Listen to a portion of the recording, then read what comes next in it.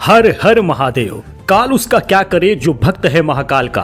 आइए दोस्तों जानते हैं कि इस बार महाशिवरात्रि कितने तारीख को है और दोस्तों महाशिवरात्रि पर जलाभिषेक करने का शुभ मुहूर्त क्या होगा। हम भगवान भोलेनाथ को क्या अर्पित करें जिससे हमारी मनोकामनाएं पूरी हो जाए। आइए आपको मंत्र बताते हैं, आइए आपको संपूर्ण जानकारी हम बताते हैं। महाशिवरात्रि कितने तारीख को है, कब मनाई जाएगी, इसका व्रत कुंवारी लड़कियां करती हैं, महिलाएं करती हैं और मनपूर्वक भोलेनाथ की पूजा होती है। निष्ठा काल 4 प्रहर की पूजा का बड़ा ही महत्व है, ये सब कुछ जानेंगे। इस वीडियो को आप अंत तक देखिएगा। चलिए शुरू करते हैं।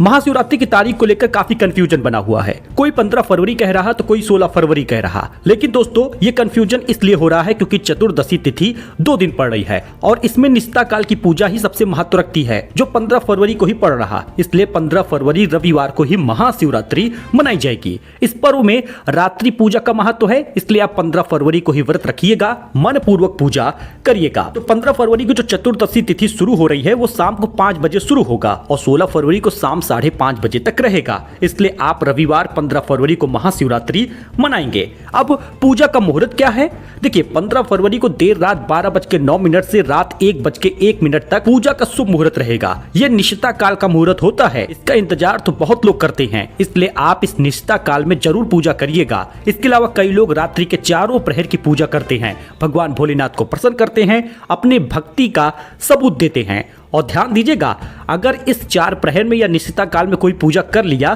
तो उसकी हर मनोकामना पूरी होती है। बम बम भोले, भगवान भोलेनाथ खुश हो जाते हैं। तो आप पूजा प्रहर का समय देख लीजिए। रात्रि के प्रथम प्रहर की पूजा कब होगी, द्वितीय प्रहर की पूजा का समय क्या है, तृतीय प्रहर की पूजा का समय क्या है और चौथे प्रहर की पूजा का समय क्या है। तो 15 फरवरी को ही व्रत रखा जाएगा। 16 फरवरी को आप व्रत का पारण करेंगे। व्रत का पारण आप सुबह 6:59 से लेकर 3:24 दोपहर के बीच में कभी भी व्रत का पारण कर लें। ध्यान रहे कि चतुर्दशी तिथि में ही व्रत का पारण होता है।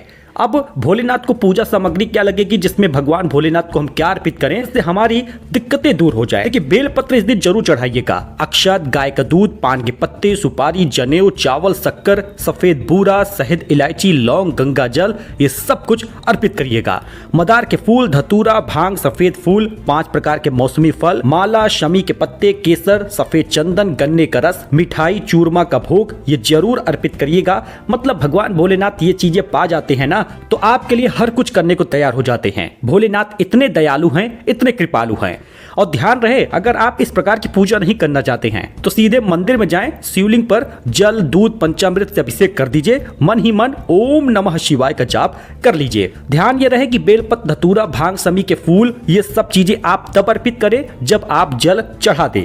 महाशिवरात्रि के इस दिन कथा पढ़ लीजिए, कपूर से भगवान जी की आरती कर लीजिए, खीर फल का भोग लगा दीजिए और लोगों में प्रसाद बांट दीजिए। ध्यान रहे कि इतना करने से ही आपके सारे संकट दूर होंगे। क्या पीरियड में भी महाशिवरात्रि व्रत रखा जा सकता है? तो बिल्कुल रख सकते हैं। बस खाली आप जब पूजा कर रहे हैं तो मंदिर में ना जाएं, ओम नमः शिवाय का जाप करें, आप अपनी जगह पर दूसरे से जल छुड़वा दें। इसे बिना पूजा किए ही संपन्न करिएगा। महाशिवरात्रि के दिन बेलपत्र मत तोड़िएगा और ना ही सोमवार को बेलपत्र तोड़िएगा।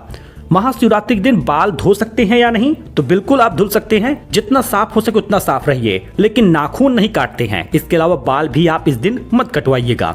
और महाशिवरात्रि के दिन इन चीजों को घर पे तो जरूर लेकर आइएगा। कुछ एफिलिएट भी लगा दिए हैं, खरीदारी कर लीजिएगा। शिव परिवार की मूर्ति इस दिन जरूर ले लें, पारद शिवलिंग ले लें, बेल का पौधा ले लें, तांबे का कलश ले लें या रुद्राक्ष खरीद लें। मतलब इससे भगवान की कृपा आपके घर में बनी रहेगी। शिवलिंग पर गलती से ये चीजें अर्पित मत कर दीजिएगा, जैसे केतकी के फूल, कुमकुम, सिंदूर, तुलसी की पत्तियां, ये सब शिवलिंग पर नहीं चढ़ाई जाती हैं। हल्दी को भी शिवलिंग पर अर्पित करने से बचिएगा। शंख से शिवलिंग पर जल मत चढ़ाइएगा, ये सब चीजें वर्जित होती हैं, भगवान भोलेनाथ को बिल्कुल नहीं पसंद। तो ऐसे में आप ये चीजें ना करें। मतलब कच्चा दूध, बेलपत्र, शमी, पौधा, ये सब चीजें अर्पित करेंगे, अपने आप भगवान भोलेनाथ आपके हो जाएंगे और आप भोलेनाथ के बन जाएंगे। तो बस इतना ही करना है। आई होप कि आपको ये जानकारी पसंद आई हो। बाकी आप 12 ज्योतिर्लिंग मंत्र का ये स्क्रीनशॉट ले लीजिए, इसको भी आप पूजा के दौरान बोल सकते हैं।